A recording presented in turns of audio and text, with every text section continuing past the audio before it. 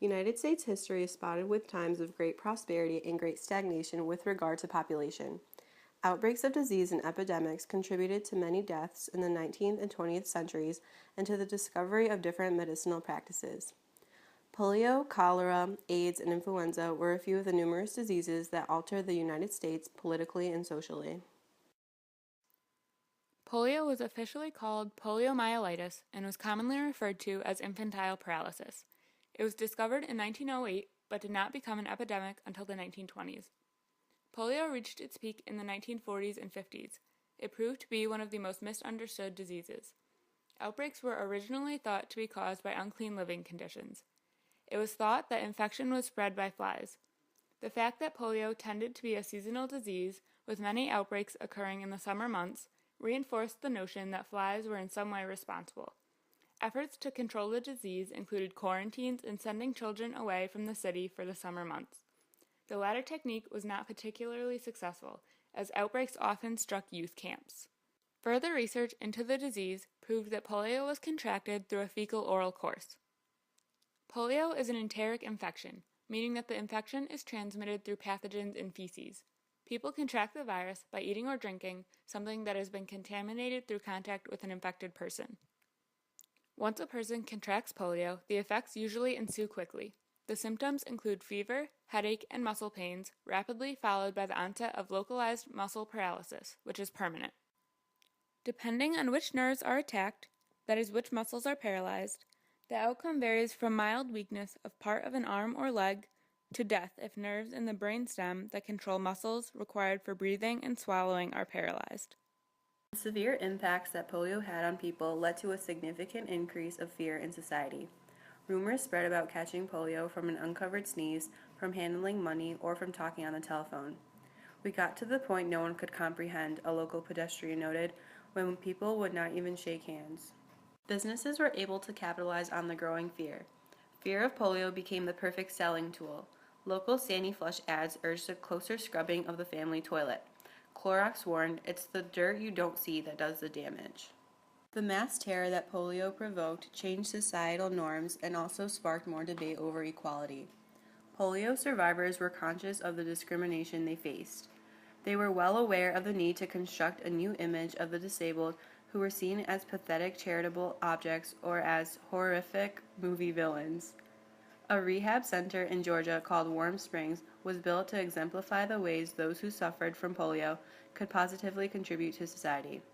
They consciously designed the polio center at Warm Springs to function not as an inward-looking refuge, but as an exemplar of the way polio survivors and other disabled people should be allowed to live, work, and love. Despite these attempts to reach equality for the disabled, this rehab center had a controversial whites-only policy of admission.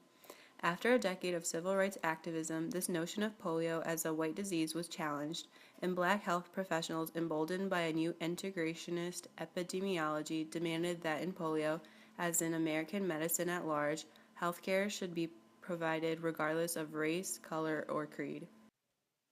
Polio's most renowned victim, President Franklin Roosevelt, was the founder of the center and was also responsible for much of the political action taken against polio. Roosevelt became a voice for expanded research into improved treatments and the development of a vaccine. As a result of the political intervention, the discovery of a vaccine originally came in the 1950s by a man named Dr. Jonas Salk.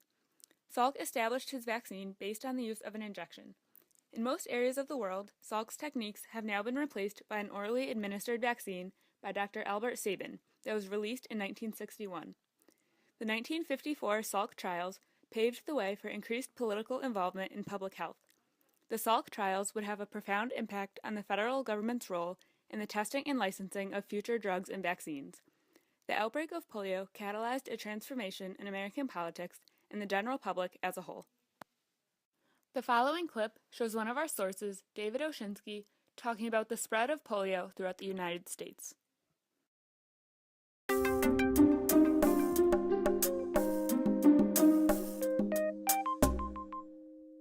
What I can remember every summer was this incredible fear as the plague of polio descended on the children of America.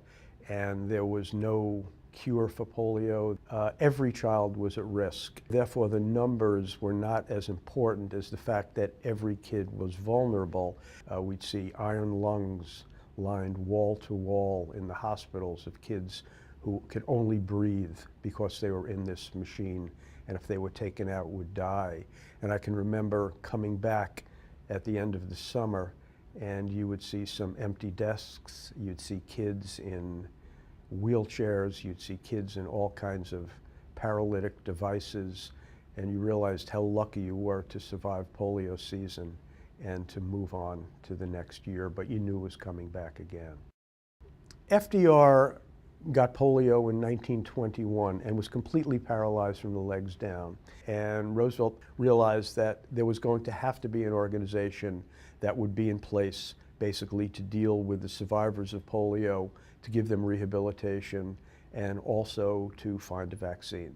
The March of Dimes was formed by Franklin Roosevelt and his law partner Basil O'Connor. It was the most revolutionary philanthropic organization in our history, really the gold standard. It revolutionized the way we raised funds in the United States, and it revolutionized the way we did medical research. On fundraising, the March of Dimes was the first group to use the poster child. They were the first group to use celebrities, and they were the first group to have what was called the Mother's March on Polio, where they basically have grassroots people, unpaid volunteers by the millions, going out into the field and raising money. More money than every philanthropy put together, with the exception of the American Red Cross.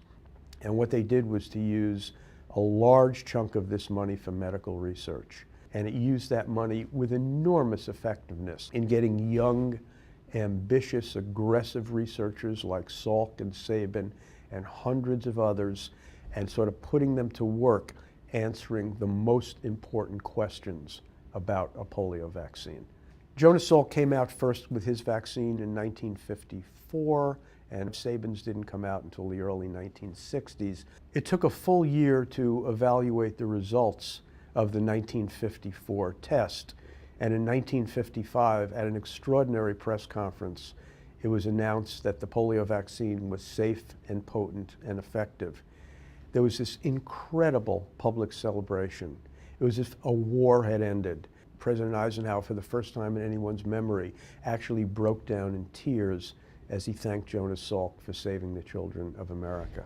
Because of the two vaccines, which were extremely effective, polio was pretty much eradicated in the Western Hemisphere or Western Europe. But polio is still out there in sort of the far corners of the world, in Afghanistan, in Pakistan, in India, in Nigeria. And those are very remote areas, and it's quite hard to get the vaccine in. And therefore, polio has not been eradicated in these areas. We are not fighting the final yard now. I think we're actually fighting the final inch. We are that close.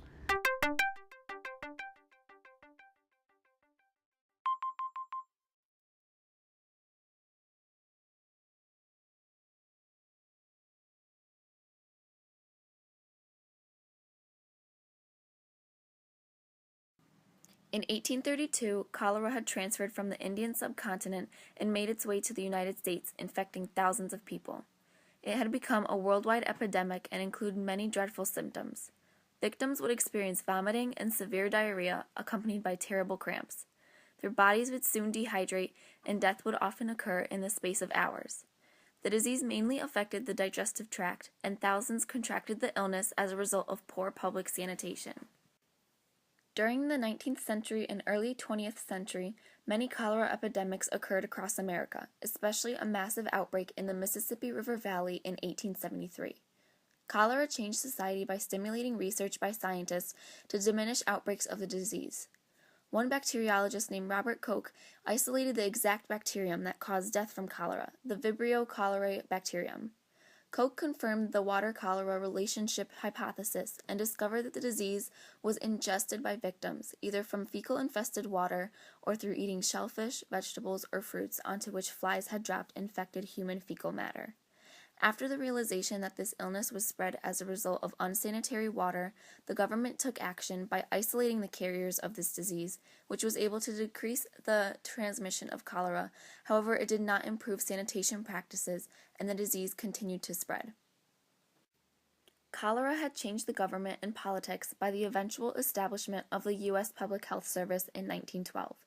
This organization made society aware of the consequences of poor sanitation practices. Among its activities were the development of standards for drinking water and the education of the public about the dangers of drinking polluted water. Cholera had an impact on the future of American water and waste systems because improvements continued to be made through the late 19th century. With the establishment of the U.S. Public Health Service, the government was able to protect Americans against the spread of future illnesses and diseases. During the early 20th century, influenza had greatly affected the American people. The biggest outbreak occurred during 1918 and 1919, and this epidemic had influenced scientists to discover the viral agent of influenza and create a vaccine to fight the disease. This outbreak had killed about 1 million people in North and Central America, which shows how many had died from this disease and prompted research for influenza. The symptoms of influenza were sudden fever, inflammation of the mucous membranes, coughing, headache, acute perspiration, occasional nosebleed, muscular discomfort, and prostration. All of these symptoms could often lead to death for an individual, and this disease changed society as it spread quickly. More specifically, the wartime conditions had contributed to the spread of influenza as people lived close to each other in crowded cities and worked in military camps and hospitals. This disease also affected politics, considering President Woodrow Wilson had almost died from the illness in April of 1919. Political influences developed society because a vaccine was eventually made to help prevent the spread of influenza. Many citizens worked to fight the illness, wearing gauze masks on their faces or medicated masks, and society further developed by attempting to create vaccines. Without the negative influence of the flu, America would have never created a vaccine to prevent the disease and other pneumonic complications. A more recent epidemic that occurred in America, especially during the 1990s, was acquired immunodeficiency syndrome, or better known as AIDS. This infection and other AIDS-related diseases had caused approximately 40,000 deaths annually in the United States. This disease decreases the body's cellular immunity and therefore lowers the resistance to infection and malignancy. The disease is transmitted through unprotected intercourse if one partner has the virus. In order to prevent the spread of this disease, the government took action by creating educational programs to inform society about the dangers of unprotected sex and encourage safer sex. The general public was influenced to make smart decisions in terms of sexual intercourse because there was no cure. As the public became more aware of this disease, highly active antiretroviral therapy was introduced. This form of therapy was found to be highly effective in many patients at inhibiting viral production, allowing the immune system of the patient to regain semblance of normalcy. The impacts of the AIDS disease on society in the 20th century are still prevalent to this day. The following video clip provides a brief history on AIDS and its influence on politics in the United States as well as the American general public.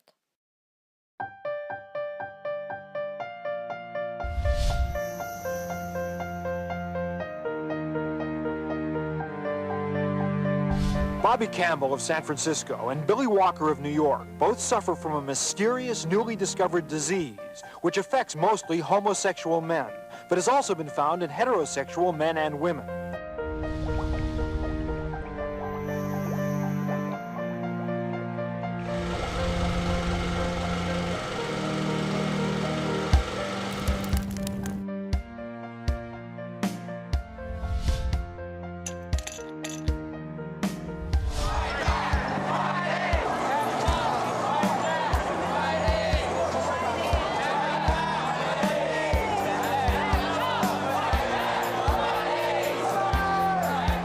We've declared AIDS public health enemy number 1.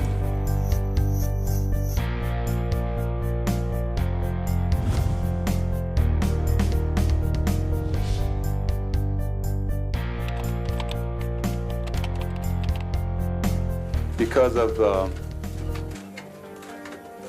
HIV virus that I have attained, I will have to retire from the Lakers.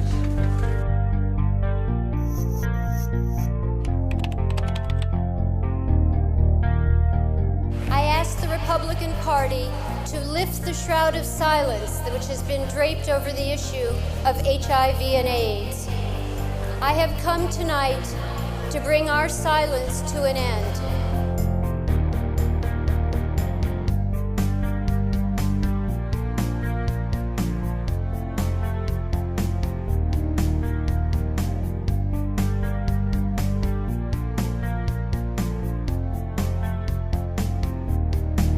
It came as a shock to sports fans, to everyone. I do have AIDS. But experts today agreed. When Greg Louganis was wounded at the '88 Olympics, there was almost no chance the virus could have spread to other swimmers in the pool. But the doctor who stitched Louganis without wearing gloves could have been at risk, though he's since tested negative.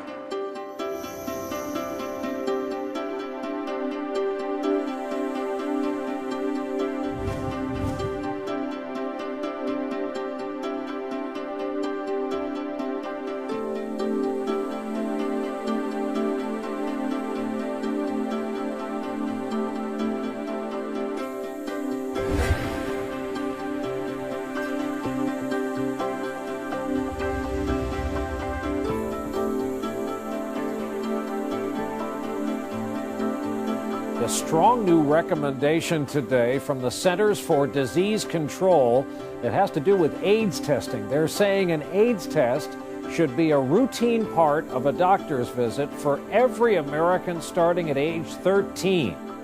We will have a vaccine, but it will not be a vaccine that anybody can feel 100% protected. So I have to be honest with you, there just is not a crisp yes or no answer. The level of new HIV infections in the United States was higher than had been previously known. In fact, approximately 40% higher than earlier estimates in the 90s and in the early 2000s. The AIDS epidemic in black community it continues to be out of control. You know, our house is on fire, and we need to figure out how to put that fire out. It's a step that will encourage people to get tested and get treatment. It's a step that will keep families together, and it's a step that will save lives.